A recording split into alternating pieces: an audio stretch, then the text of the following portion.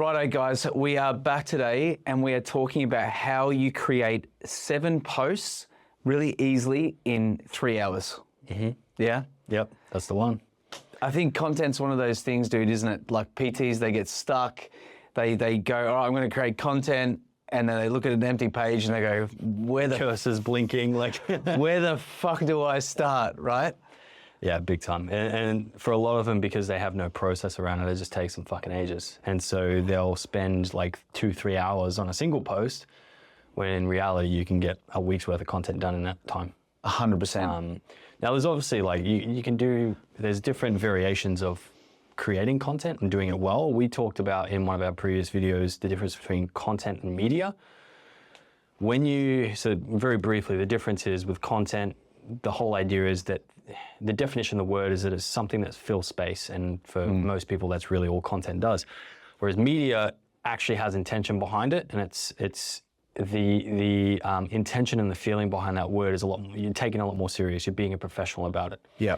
When you do that, you've got a few ways that you can do it. You can either go really high production value, like we've got studio setup and cameras and all the cool shit. We like it looking sexy and nice. Yeah, like, we like to have fun with it. And that's part of how, we've built our business around being able to do that as well. So we've got the time and the ability to create shit like this because it's fun for us. Yep. But equally, if you're spending a lot of time on the gym floor and you've got client sessions and programming and heaps of shit to do, like it's hard to fit it in sometimes. Yep. And so there's like the high-end version, the fucking Bugatti version, and then you've got like maybe the not so nice, the Lotus kind of version. We're not going to talk about Hyundais, but we don't. If you're doing Hyundai, that's the shit version. If you're doing Hyundai content, that's what most PTs are doing. You don't want to do that shit because then you're talking about how to do a deadlift and the importance of protein, and nobody fucking wants to hear that.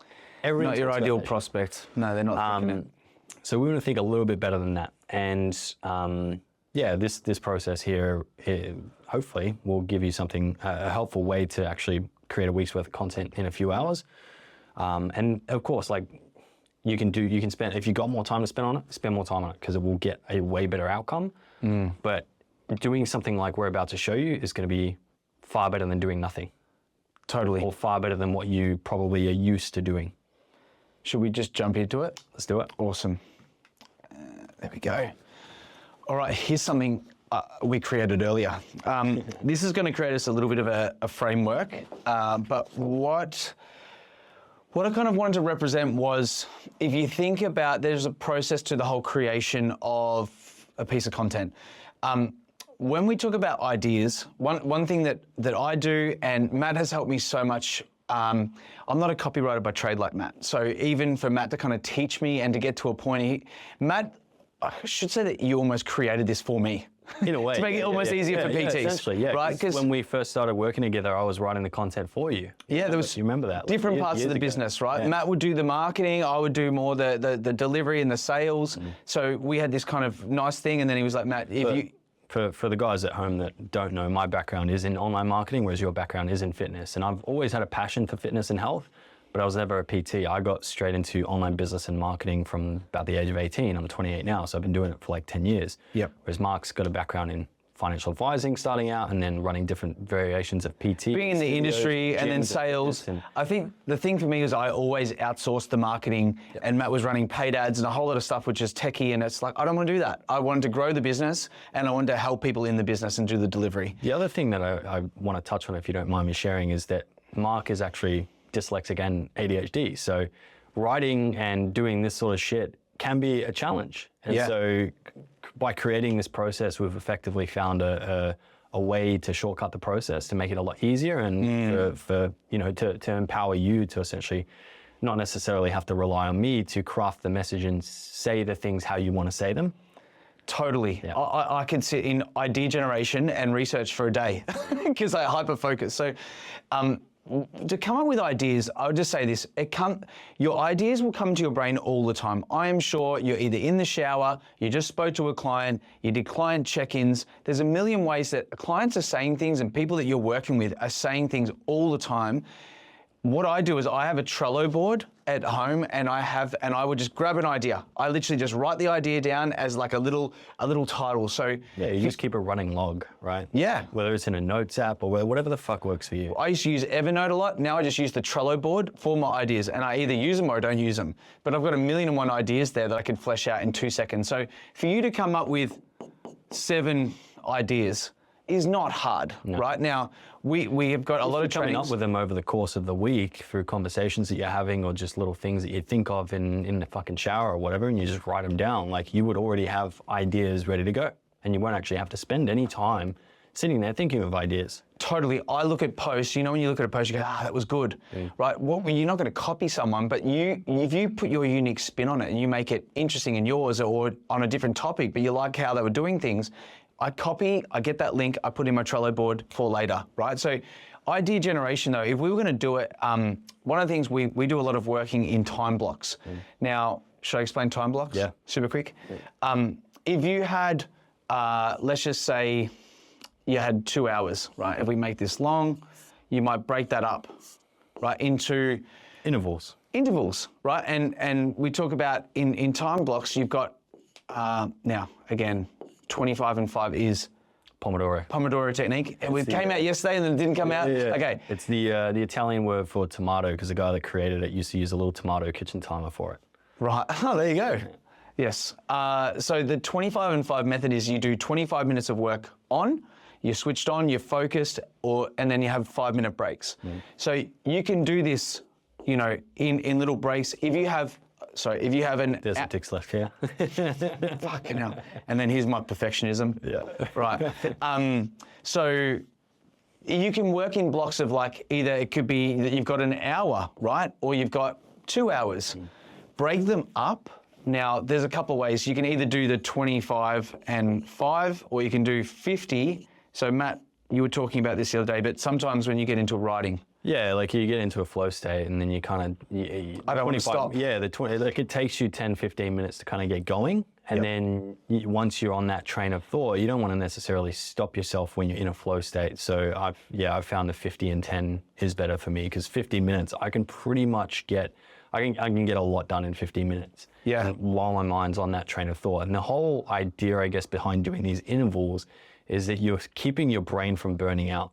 Because if you just sit there for a block for 3 hours or for 2 hours or for whatever, and you sit there without any little breaks, what you'll find, especially if you're already busy and you're doing a lot of shit on the gym floor and you're putting out a lot of energy already, you will get depleted very quickly and your creative energy won't be there.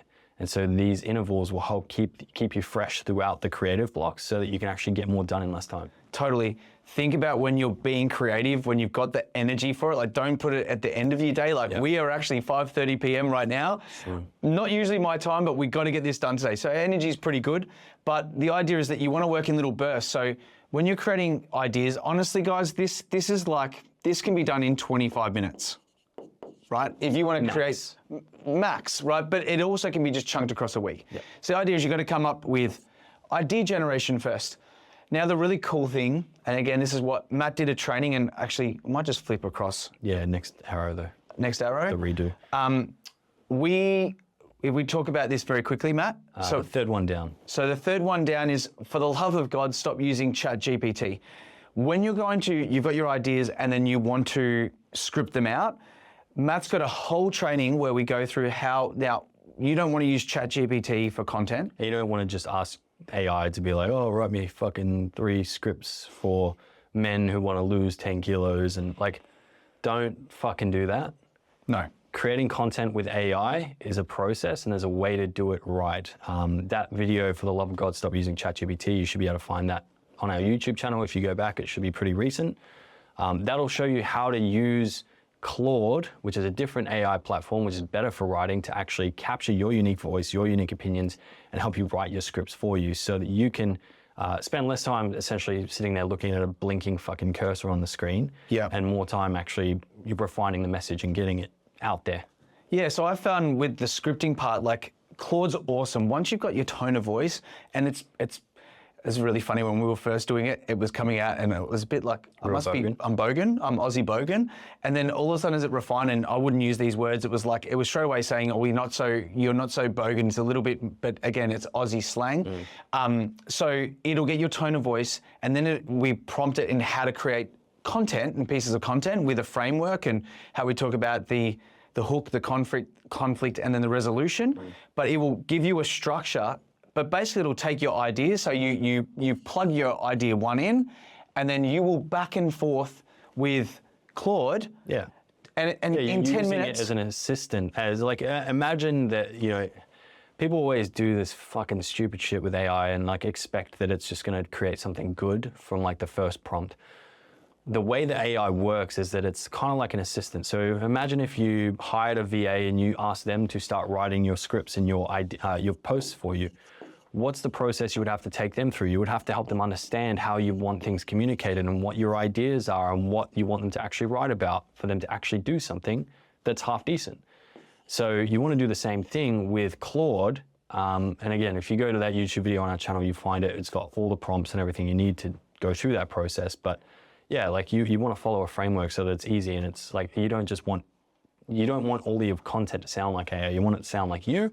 You want to share your unique perspectives and the things that only you can share. You don't want to be posting fucking robotic ChatGPT fucking shit. No. So when you back and forth it, and again, we get into the scripting, like this is the second part, you will have an idea, it will flesh out. Then you get to the point where it's like, by the end, you're like, and this is how I always articulate copywriting. It's like, I have an idea, and then I'll back and forth it, and it comes up with a weird metaphor. I'm like, no, I would say more a metaphor like this. It will change it. And then it's like, that's what I meant to say. So this just makes life easier. Yeah. So you can script out, as I said, you might have your 7 posts, but what I do is I would say that this part, you do it in a chunk.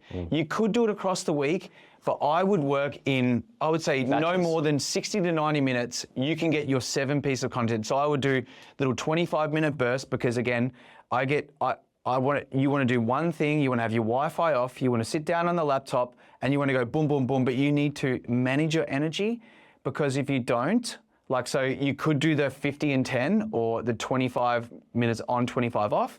I just find 25-minute on, off, and then having little breaks. I'll do breath work, I'll go get a drink of water, I'll have just change your environment. Whatever I need to do to just little reset, come back. But my goal is I want to script in one go. Right, for me personally, that's what works. Yeah, so and that's more efficient for your brain as well, because you won't have context switching. You Correct. have one thing on your mind, you won't have all these open tabs in your brain. It's just going to be a lot more efficient. Brains work the same as computers. With a computer, you've got a limited amount of memory. And so if you have all these fucking open programs and tabs in your brain, it takes up all the memory, and then it takes so long for it to actually do the thing you want it to do. There's a great guy online, Dan Martell, who talks about context switching. And if you think about going, if you counted from 1 to 26, right? So if you go 1, 2, 3, 4, 5, 6, okay, you get the idea. And if you go A to Z, A, B, C, D, you get the idea. You can do that very quickly. But the idea, and this is why, again, multitasking, it's not a thing. You can't do it. You can only do one thing at once. My wife does 80% of everything, and she fucking leaves everything all around the house. And I'm like, for fuck's sake, just finish the one thing, right? So so context switching would be going 1, A, 2, B, 3, C. Your brain has to think, and there's delays. It takes forever. I want to see you go all the way to 26 one time doing that with your dyslexia. Oh, fucking mate, I'll do it. I can do it. Fucking just go bet against me. All right. So we've done the scripting now. So that's all done. I put that personally into a Google Doc, right? Because again, if you're using the AI, like it should take you 10, 15 minutes per script. Yep. But again, if you set timers for yourself and you get efficient at the process, you could probably write your scripts in 10 to 15 minutes yourself as well. True. It just might not be, it just might take a little bit more time to build the skill of actually being able to do that. Yes, totally. Even me as an experienced copywriter, like I'll take longer to do that because I've got an idea of what I want to communicate in my head, and I'm a bit more of a perfectionist, and so I want to go through that process of scripting. But luckily for me, I've got the luxury of being able to spend as much time on content as I want. Well, I think the big lesson, and we talk about this a lot, anyone who's the most successful, who's running huge businesses, multi-million-dollar businesses. Hormozy or anybody like that. 80% of their time, you look at their calendar, is on content creation. Yeah, media right? creation. Media creation. So just different types. So once we have these scripts, there's lots of ways that we can repurpose that information, right? The information's solid. You could have them be reels, you could have them be posts, or you could have them be carousels. Cells. Yeah. And when you're short on time, being smart about what formats you use is really important, because reels obviously take a lot longer to film, and then you're going to edit them. Whereas carousels, you can literally just use photos from your camera roll, posts, like it's a single image post, it's one image. And the text underneath. Or short, even B-roll. Yeah, right? B-roll. Like if you're working out in a gym, just having your phone set up to capture some video, or if you're training clients, like again, you probably got stuff on your camera roll that you can use as what we call B-roll reels, which is essentially a video with either a voiceover or some text on the screen. Yeah, it might be like, stop this, do this instead in the caption, and then again, read it. Like, so, and you're grabbing all that information. So one thing I would say is that if you look at, and this is the most important thing that we want you to, don't be afraid of the camera. Like, get your face. Have fun with it. Like, you can tell we're obviously fucking having fun with this. Like, yeah, but get your face out there. Don't hide behind a brand. Like, that's what people go, are they, like, I saw one guy today, it was just all workout videos. Like, where's the value in that for your niche? I guarantee you guys not making sales, right? Yep. So if you're doing this, and as Matt said, especially like the reels, look, you can do them easy. Yes, you could do them when you're walking. You could have them in the car. You can be natural, or you can put the time and do them from your home, where you think about doing things. And again, this is probably important to talk about another training we have on this. This one, stop creating content, do this instead. If you're going to up your game and you're going to look at media creation, and again, look at anyone who's online who's big, got a big audience, going viral, or just doing really good posts. Yeah, they give it the time that it deserves. Yeah. Anything else I should add from that? Yeah, probably that first one turns Instagram into a lead machine. There's a kind of like an overarching process behind what you want to create with your Instagram, with your social media, with your content to steer away from thinking about it as lead generation. Think about it more as lead nurturing, and you're creating relationships with people at scale. There's a process and a cadence to doing that, and a progression.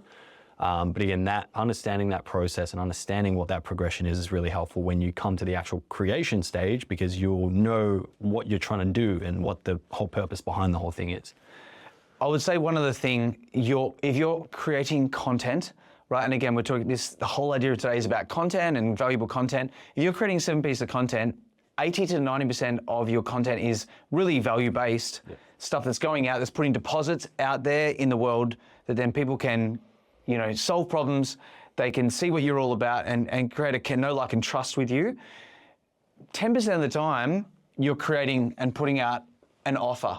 So if you're great if you're putting lots of deposits, or start thinking about how you can actually, if you want to make a withdrawal and you want to get a client, you need to show them how they can work with you. So the other part of creating posts, 7 of those, 1 of them should be an offer. So there is also... Like Gary Vee's first, I don't know if his first book, one of his first books, Jab, Jab, Jab, Right Hook, right? Yeah. He's a bit of a fossil now. I haven't heard his name come up in a while, Gary Vee. He's still there, he's still active, 100%. He's got a big business, doesn't he? Yeah. So again, he's built assets, people, systems, right? And he spends how much of his time on media creation? Yeah, most of his the whole day. So if you want to create an offer, there is a training, 5-sentence offers that turn followers into clients. Guys, I tell you, this is the missing link. You need to put value out in the marketplace. You need to grow an audience, have them want to fall in love with you. But if you can build up that pent-up demand, offers are how you get people to put up their hand. Capitalize it. Let's say take the cream off the top. And join what you're doing. So there's some trainings there that you can go back and watch that I think would be very helpful. Filming and editing. So yeah, with filming, like if you're going to do your filming, you want to do it all in a batch and get all your reels done out of the way. If you're doing intentional filming, reading a script, doing that sort of thing. If you say you've got footage from throughout the week, then again, you don't really need to spend time filming. You just got to put it together. Yep. With editing, if you're a PT and you're charging 50, 60, 70 bucks an hour or a session or whatever, you shouldn't be doing $10 an hour work or $5 an hour work. So it's really easy for you to go on Fiverr and find a video editor that can do your editing for you. It might take them an hour to 2 hours, and with what we've set up with our team, all of our clients have access to our team of video editors and VAs. Usually it will cost for a 60-second reel, it will cost about $10. So you should be able to get, if you're doing 7 reels over the course of the week, you should be able to get all of the content edited for you for about $70. It might be a little bit more expensive if you go with someone, more experienced, or on Fiverr. You've got different people with different levels of experience, but someone to do it for you is the point. ADHD things, you will never fucking find me editing a reel, ever. Like, I have no interest. If you're earning over $1,500 plus a week, go pay someone to do it, because if you can take that off your task, which again, you could fluff around forever and all the CapCut and all the things that you do. Yeah. By the way, if you want to do it yourself, one I found easy if I was just doing something that was more ad hoc, that I film, I use Captions AI. You can. It'll pretty much do all the editing for you and get it 80% of the way there. Takes out all the little snippets and the dead spots and does your captions and everything. So that's a good app. Captions AI is great. Yeah. With carousels and B-roll and that sort of stuff, again, they take like 10 minutes to create, because you're just using shit on your camera roll. Like you just copy and pasting your script into the thing. So you're filming and editing, depending how, if you're smart about how you do it, you might need 10, 15 minutes per post. Yep. About that, which it is going to fluctuate. Because we want you to start basic. If you want to go higher level production, it's going to take longer. Yeah, we spend hours every single week. I mean, yesterday we spent pretty much the whole day filming, because we want to do it really well, and we've got time. We've created space for that in our business and in our life. Yeah. So we have the luxury of being able to do that and have fun with it. But if you don't have that luxury yet, then this is what you would do. So this can be, the whole point is that all of these tools that we've given you in addition make it a lot more efficient. Once you've done your filming and your editing and you've worked out what version you're going to put that content out in, you then need to finalize doing the captions that are going to go with the post. Again, cool thing, the Claude AI, could you create a caption for this post? And again, you can do it straight after you've done the post. Give me the caption, do it in one go. Yeah, or you can write 1 or 2 sentences just adding commentary about that thing that you're sharing, about that opinion or whatever. It doesn't take long, right? You don't need much. You need 1 or 2 sentences. And then you just got to schedule it out, which takes how long in the Instagram platform? Yeah, well, it depends how quickly your upload speeds are and shit like that, but yeah, not much time. Did I pretty much cover that? That pretty much covers it, yeah. Guys, hopefully that was helpful for you. If you have any questions, feel free to drop them in the comments below. We do check them, we do reply to people. And feel free to check out those other YouTube videos that go deeper into individual components of this process. I'm sure it'll be helpful. Thanks for joining us. We'll see you in the next video. Peace.